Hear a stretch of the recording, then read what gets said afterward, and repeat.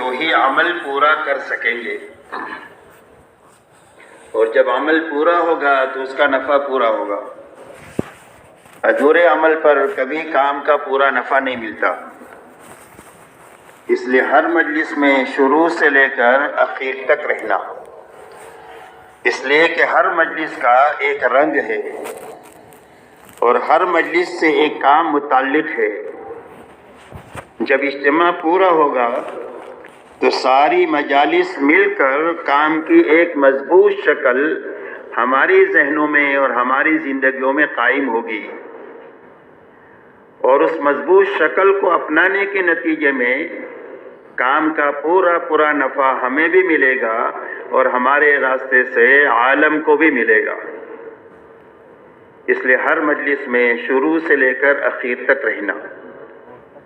دوسری بات میرے دوستو یہ ہے کہ ہر مجلس میں پوری بات کو جاگ کر سننا، اس لیے کہ آنکھیں بند ہو گئی تو کان بند ہو گئے۔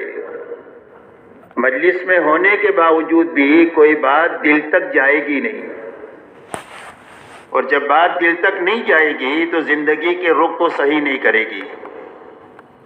معلومات سے زندگی نہیں بنتی ہے، زندگی اس وقت میں بنتی ہے جب بات کانوں کے راستے سے دل تک پہنچ جاتی ہے۔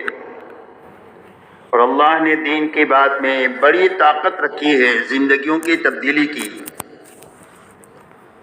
کتابوں میں واقع آتا ہے کہ ڈکیتی کی حالت میں ایک گھر پر ڈکیتی کی کوشش ہو رہی ہے، اور گھر کے اندر سے آواز آئی قرآن پاک کے پڑھنے کی، أَلَمْ يَعْنِ لِلَّذِينَ آمَنُوا أَن تَخْشَعَ قُلُوبُهُمْ لِذِكْرِ اللَّهِ، کیا ایمان والوں کے لیے وقت آیا نہیں ہے کہ ان کے دل اللہ کے لیے ڈر جائیں؟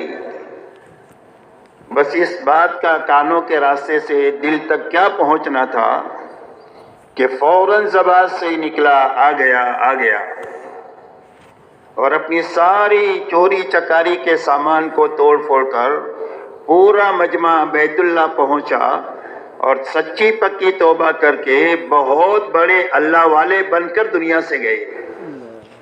یہ دین کی بات کا اثر ہے، لیکن اثر اس وقت میں ہوگا جب یہ دل تک پہنچے گی۔ تو دل تک بات کے پہنچنے کے لیے ضروری ہے کہ بات کو جاگ کر سننا۔ آنکھیں کھلی ہے تو کان کھلے ہیں، آنکھیں بند ہوئی تو کان بند ہو گئی۔ اور جاگ کر سننے کا آسان راستہ یہ ہے کہ آنکھیں بند نہیں کرنا، نیچے نہیں دیکھنا، گھٹنوں میں ہاتھ نہیں ڈالنا، ٹیکا نہیں لگانا۔ یہ ساری سونے کی نیتیں ہوتی ہے۔ جب یہ کام آدمی کر لیتا ہے تو نیند آ ہی جاتی ہے۔ سونے کی نیت کر لیا تو نیند آ جائے گی۔ ان ساری چیزوں سے بچتے ہوئے بات کرنے والے کی طرف ہی دیکھتے رہنا۔ میں آپ کو دیکھ رہا ہوں، آپ مجھے دیکھیں، نہ نیچے دیکھیں نہ آنکھیں بند کریں۔ اسی کے ساتھ میں پوری بات کو دھیان اور توجہ سے سنیں،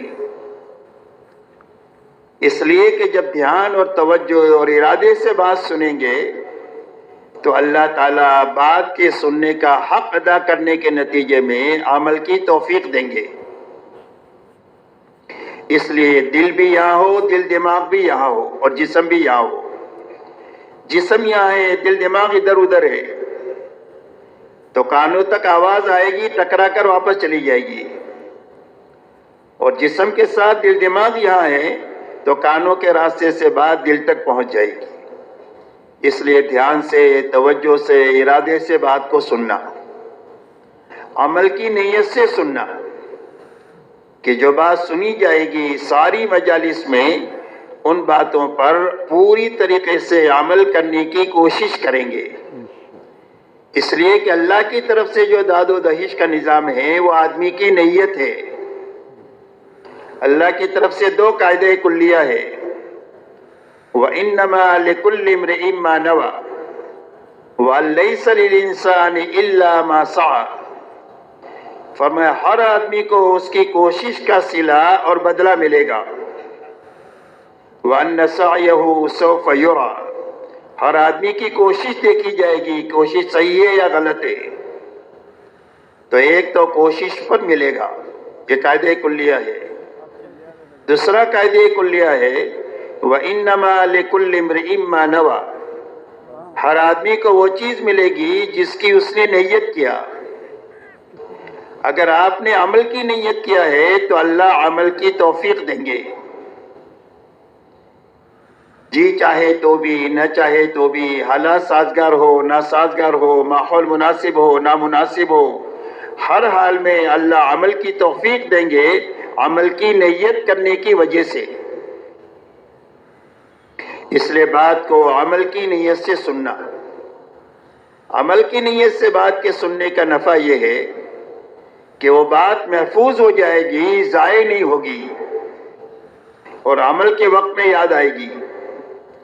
کچھ باتیں وہ ہوتی ہے جو ابھی اس مجلس سے متعلق ہوتی ہے تو ابھی عمل میں آ جائے گی، کچھ باتیں وہ ہیں کہ جو زندگی میں دوسری جگہ پر سے متعلق ہے، کہ کاروبار سے متعلق ہے، تو جب آپ کاروبار میں بیٹھو گے تو بات آپ کو یاد آئے گی کہ اس کاروبار میں مجھے یہ کرنا ہے، ہم نے یہ بات فلانی جگہ سنی تھی۔